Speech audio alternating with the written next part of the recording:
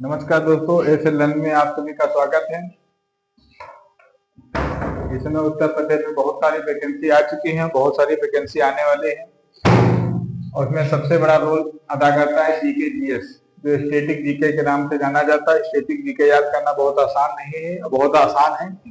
अगर आप लोग डेली प्रैक्टिस करेंगे तो जीके जीएस सबसे ज्यादा आसान है और सबसे आसानी से याद किया जा सकता है। बस प्रैक्टिस होनी चाहिए उसके लिए। अब ऐसा कोई पेपर नहीं जिसमें जीके जीएस या स्टैटिक जीके ना पूछा जाए। आप सभी को जीके जीएस और स्टैटिक अवश्य पढ़ना चाहिए। और पेट का पेपर हो चुका है, पेट के थ्रू वैकेंसी बहुत सारी आने वाली है और यूपीएसआई के फॉर्म भरे जा चुके हैं। 15.5 लाख के ऊपर फॉर्म पड़े हैं और कंपटीशन बहुत ज्यादा टफ है। आप लोग हमारे चैनल पर पहली बार आए हो तो हमारे चैनल को लाइक शेयर सब्सक्राइब करिए। आज हम आपको जीएस के बारे में पढ़ाएंगे। ये जो भारत का संविधान है,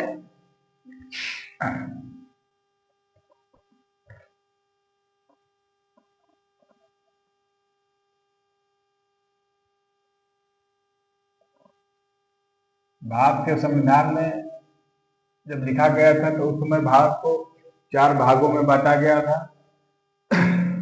भारत को 4 क्षेत्रों में बांटा गया था, ए बी सी डी के नाम से। ए में बहुत सारे राज्य रखे गए थे, बहुत सारे भारत का क्षेत्र आता था। बी में कुछ क्षेत्र आता था, कुछ क्षेत्र सी में आता था, कुछ डी में आता था। भारत का बंटवारा इसी प्रकार से हुआ था। उसके बाद फिर धीरे धीरे भारत में राज्यों की मांग उठने लगी। भाषा के आधार पर अपने अपने राज्यों को गठन की बात की मांग उठने लगी। फिर भाषा के आधार पर भारत का सबसे पहले आंध्र प्रदेश राज्य बना 1953 में। 1953 में भारत का प्रथम भाषा के आधार पर राज्य का गठन किया गया, आंध्र प्रदेश को। फिर बहुत सारी कमेटी बनाई गई राज्यों को पुनर्गठन के लिए भाषा के आधार पर। तो जिसमें एक फैसल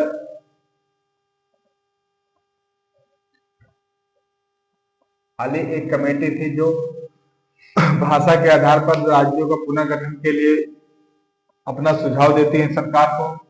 में राज्य पुनर्गठन अधिनियम 1956 आता है। राज्य पुनर्गठन अधिनियम 1956 आता है जो 14